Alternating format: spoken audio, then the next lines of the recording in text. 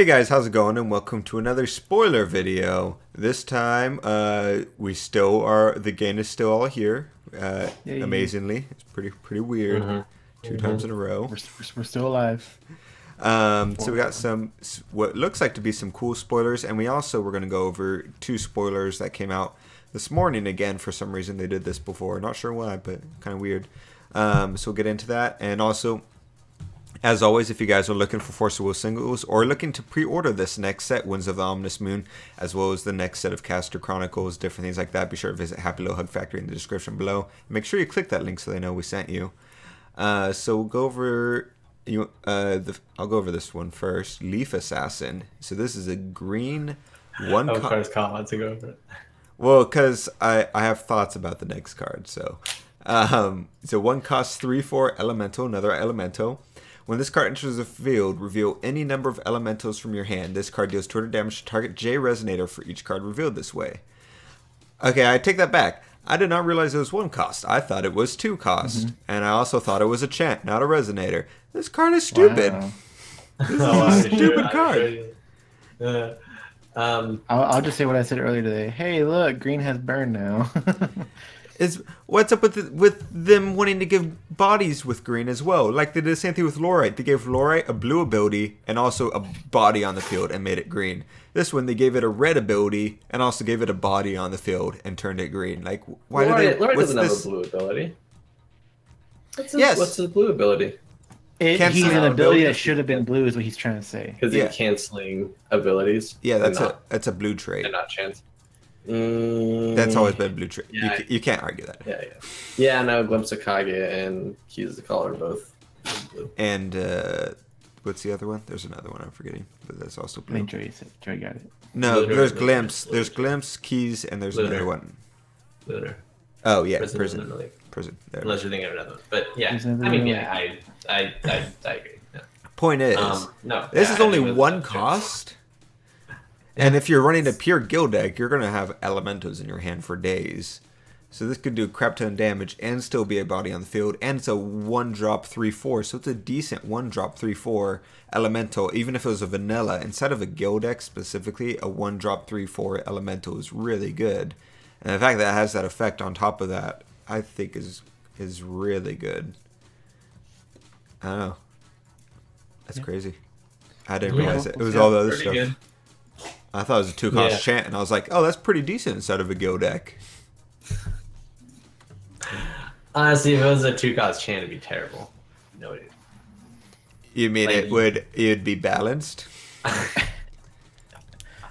I wouldn't play it if you had to reveal elementals when you played it. Like, literally, why would a 2-cost chant that maybe deals 600 damage be better than just True Blade? Like, True Blade does 1,000 damage. Because it deals it to J Resonators.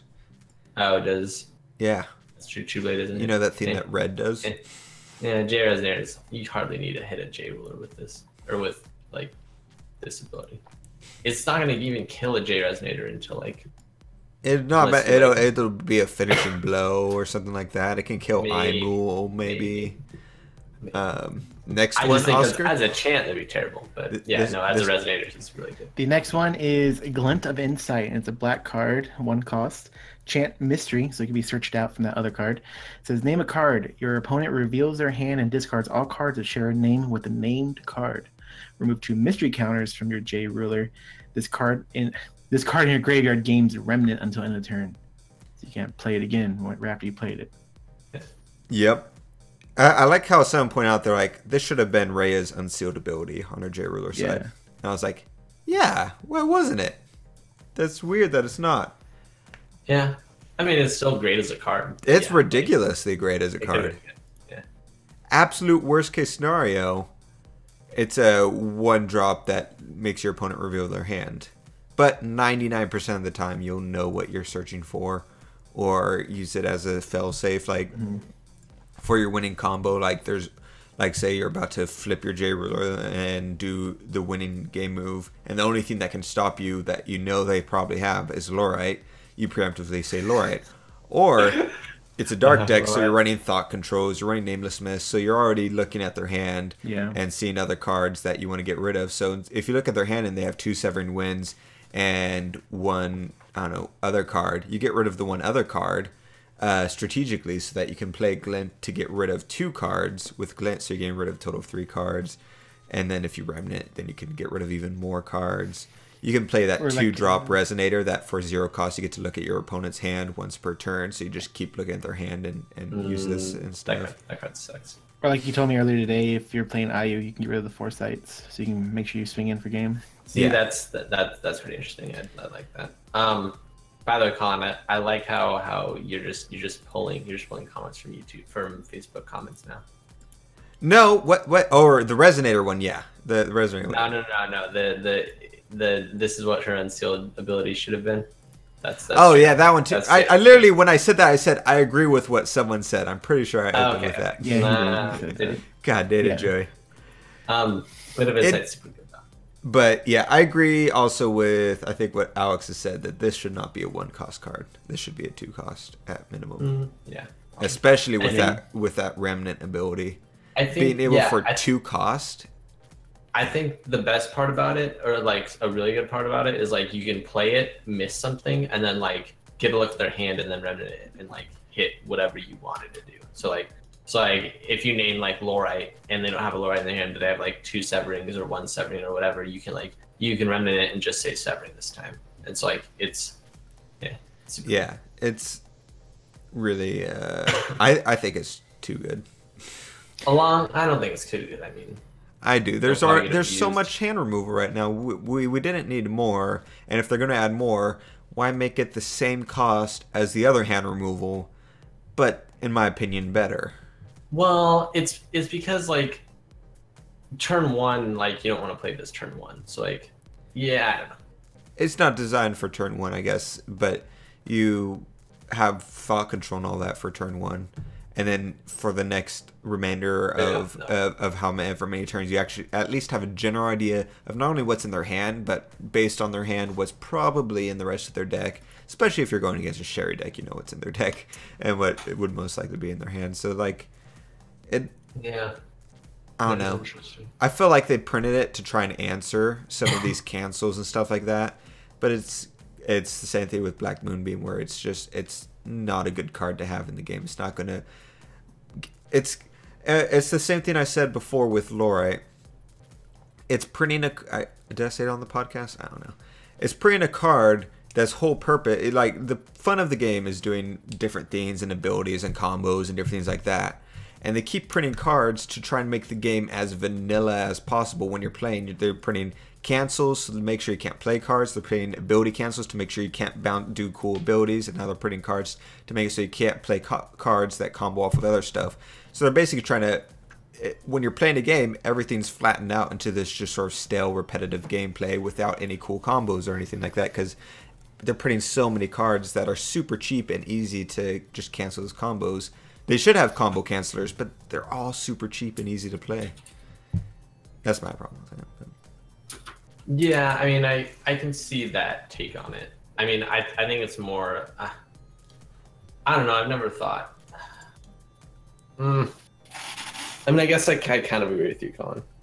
But at the same time, like, I do think people like to play cancels and they like to play, like, control. Like, this is just all. Well, there's nothing wrong with cancels and control. I just think the power levels of them is slightly askew. It's the problem I always think they have when they make cards. It's like, oh, it's a pretty good card, and then they add one more thing. It's like, well, now why'd you add that? It was perfect. And I feel like same thing with this. Not necessarily the Remnant ability, but I think like, all right, perfect as 2 cost, and let's take away that cost, so it's a 1 cost now. It's like, this would have been perfect as a 2 cost or some other caveat, but like, I don't know. Yeah. Oscar agrees with me, so it's cool. It does. I do. You have great opinions. No, I don't know. I was actually just sitting around tinkering with the array deck the other day, and I was like, I don't know what to add. Seeing these support cards, I'm like, I know what I want to add now. Well, yeah, no, it's. But I understand also that it's going to branch out in the other decks. I mean, Sherry's already running green-black because she is green-black, so she takes advantage of that card as well. But you know, I don't know if Sherry would run this card because she can't. She may not have room for it, is what it comes down to. But well, I wouldn't be surprised if they attempted to squeeze it in. Like, why you would need this? You would either need to combo this off of other discard cards like Thought Control and stuff, or you would need to run this with a mystery, with a J-Roll that does mystery counters. In my opinion, like the ability to like name a card and then not have it do anything is like too big to like. So like you either need to know what they have in their hand. I mean, there's one thing people who don't like when they play cards is just that randomization. You know, of not knowing if you hit it or not, or if there's a possibility of not hitting. Yeah, like if you just play a card and nothing happens, like it's like they don't have to cancel the card. It's just a dead card. You just took your card, paid will, and then put it in the graveyard. No, because as you always say, Joey, having knowledge of your opponent's hand is still 100% worth it. You always talk about that type of stuff, like knowledge of your opponent's hand is really strong. So, like if granted there, you have thought control and stuff, but if assuming like those weren't big cards, you would still probably run a card that was like one will look at your opponent's hand, or just as it is right now. If this card is great just for the looking at your opponent's hand and gain that knowledge, and then you might have the extra thing of getting rid of one or possibly more cards in their hand. So, but just the passive ability of gaining knowledge of your opponent's hand, I think, is still. I don't think so. I think you need to. It's not just going to your graveyard. Is the point I'm saying? You're still getting a benefit. Right. But it's like a small benefit. Like I've always said, like the eye card, the 2-cost eye resonator is terrible. Like I think it's terrible because it's 2 cost. I don't think it's terrible because of its ability. I think if that was a 1-cost resonator with smaller stats but still that 0-cost ability, it would be a really great card. I think being able to see your opponent's hand and just like once, not even like, I don't know. I don't think it's good enough. Like I do agree that like all the other discard cards are way better because you get to see their cards, but I think being able to do something with those cards, you have to have that happen. But. So we'll move on to the next card though. Joey's turn. Yeah, Joey. Oh, this guy looks badass. Yeah, Unyielding Dragon Lord Ragnarok. He's 6, 2, 3 blue will, 15/15 resonator dragon, flying. When this card enters a field, if it was played from your hand, reveal cards from the top of your deck until you choose to stop, or until you reveal 2 cards that share a name. Then put all revealed cards into your hand. Discard 7 cards, destroy target non-Magic Stone entity. Which we went over this one in our first spoiler video. Yeah. We saw this card, didn't we?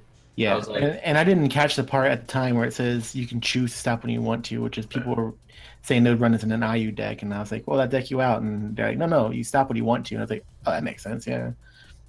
That's pretty Imagine cool. just playing and drawing all your souls. I mean, it's a 6 cost, but still. Mm-hmm.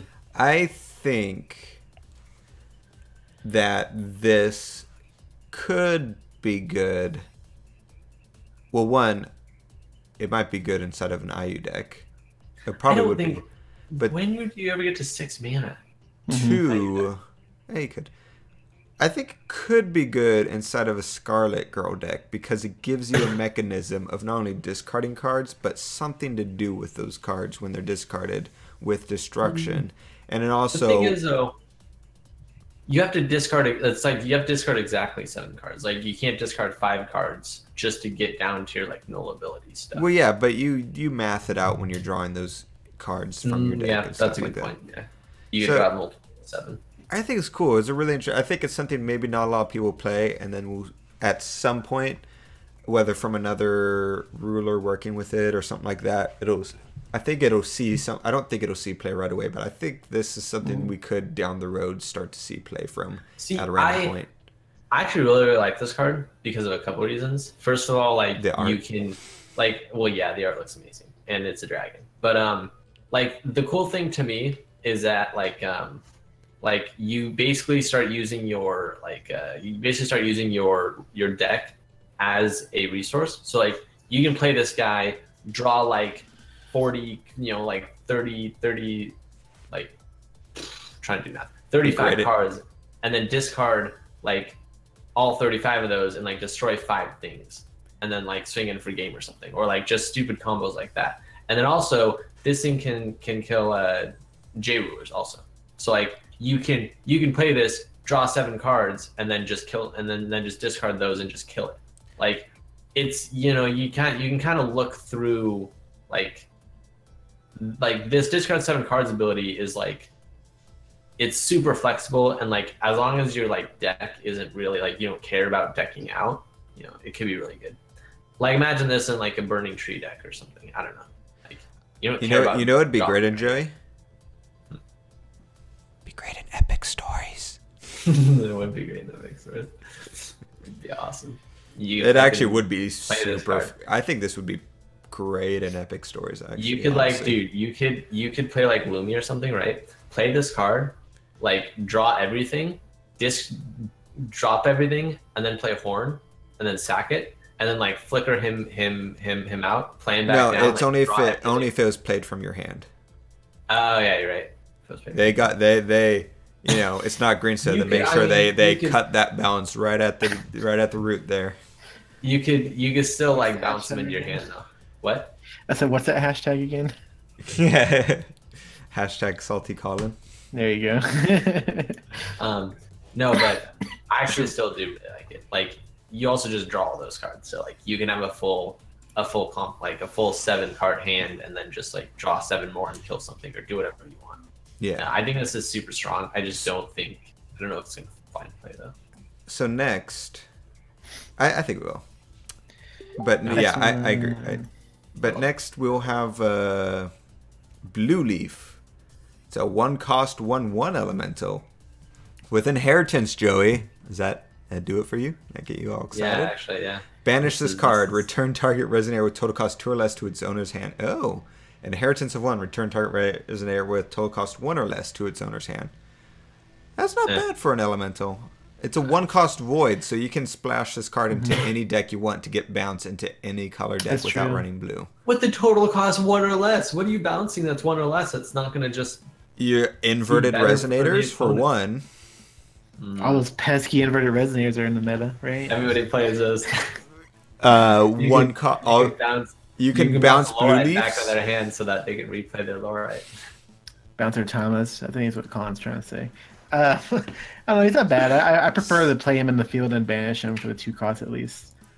Yeah, like that's not even good either though. You're sacrificing a card to give them to put their card back. You're losing out on. You guys are forgetting that this card and a lot of these elemental cards are super good inside of a guild deck. Yeah. Like having elementals that have these cool effects that can also push themselves into the graveyard for his effects is really good.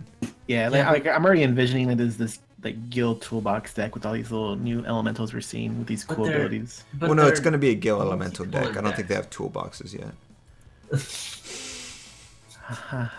I like to play my 5/5 toolbox. Anyways, they're all different colors though. I don't know. I don't like it. All right, next card. Oscar looks so badass. Oh my god. All right, next one. Roar of the Soul, 1-cost chant.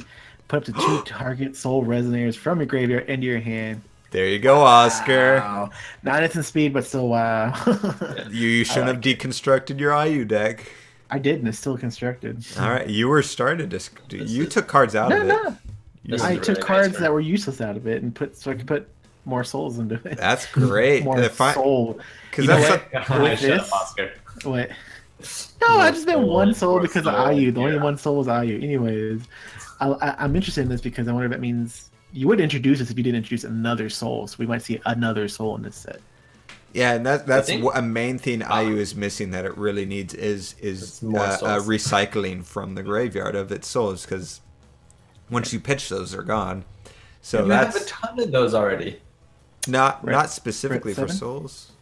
No, not specifically for souls. Yeah, but no, I think that's great, especially for 1 cost. Yeah, no, this is amazing. See, none of the things that bring your resonators back into your hand from the graveyard bring like 2. I don't think.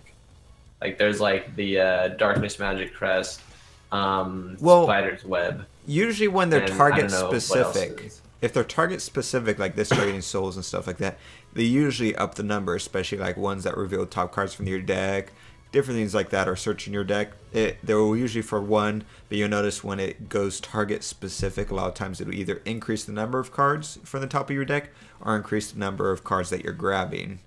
And when they're target specific like that. So, like elves and stuff usually. Yeah. Yeah, no, I think this is super good. As our resident IU player, Oscar, do you think this will bring her back? Ooh.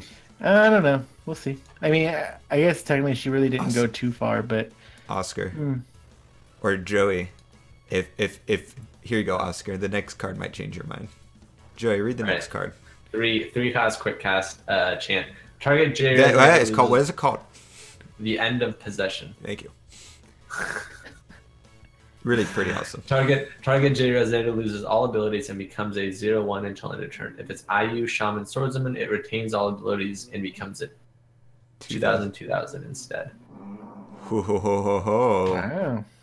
So not only and the 3 cost is kind of high, but well, I guess not technically for what it does, but not only it gives 2 abilities, so you have the versatility of either making something lose all abilities. So if something has flying, you get rid of its flying so that your IU can swing in, or if there's something you just need to kill, you make it have a 0/100, including J rulers, so you can make a J ruler 0/100 and then just pitch it for 100 damage, different things like that, and it loses all abilities. So if it has imperishable, suddenly it doesn't have imperishable. So if you're in a mirror match against the IU, suddenly you can win a mirror match super easily. It helps against Scheherazade if for some reason it's flipped, but you can pierce through the 0/100 that you're fighting. And I lied; it doesn't help against mirror matches because it would be against an IU, so you just buff it. Oh.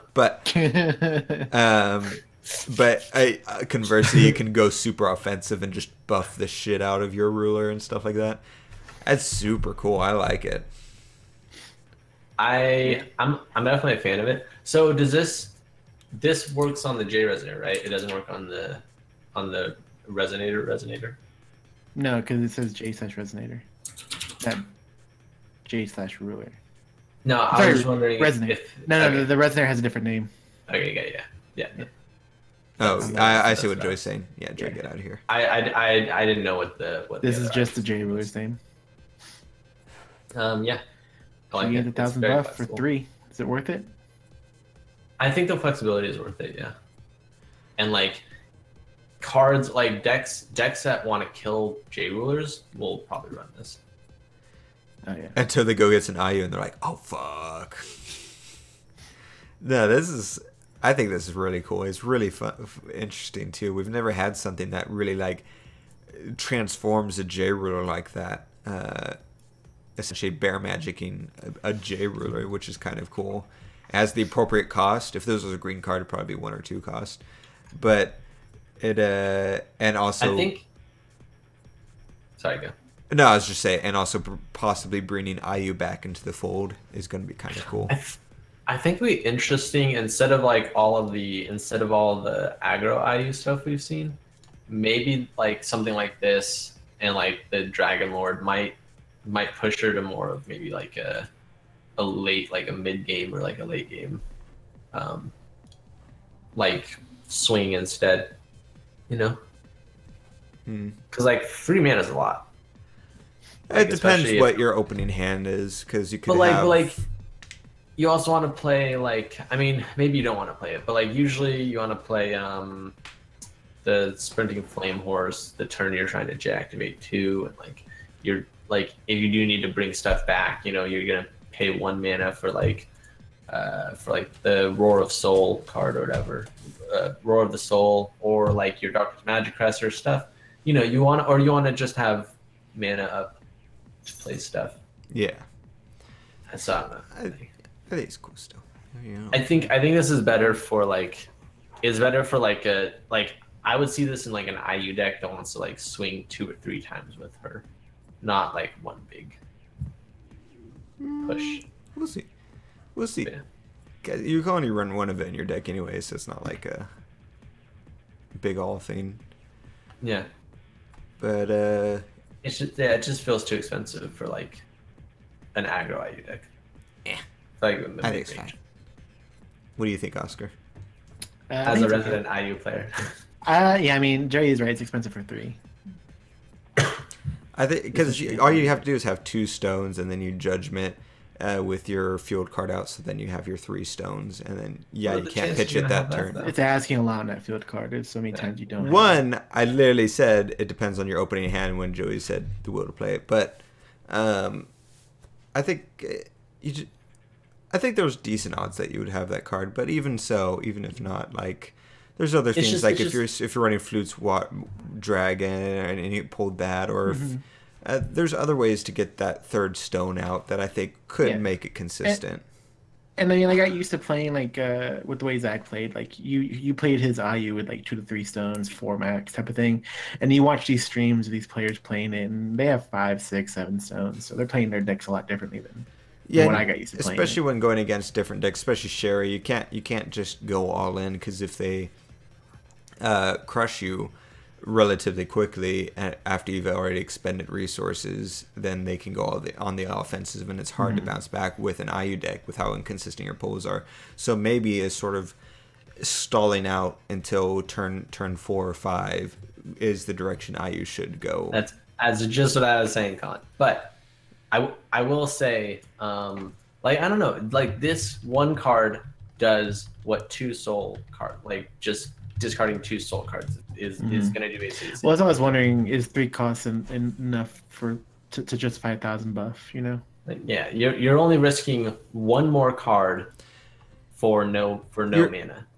It's not. You're thinking of the wrong way. 3 cost for 1,000 more may not be worth it, but 3 cost for 1,000 more, or getting rid of a troublesome J ruler or ruler, especially one that has flying, which is one of the biggest problems she runs into. That versatility is 100% worth 3.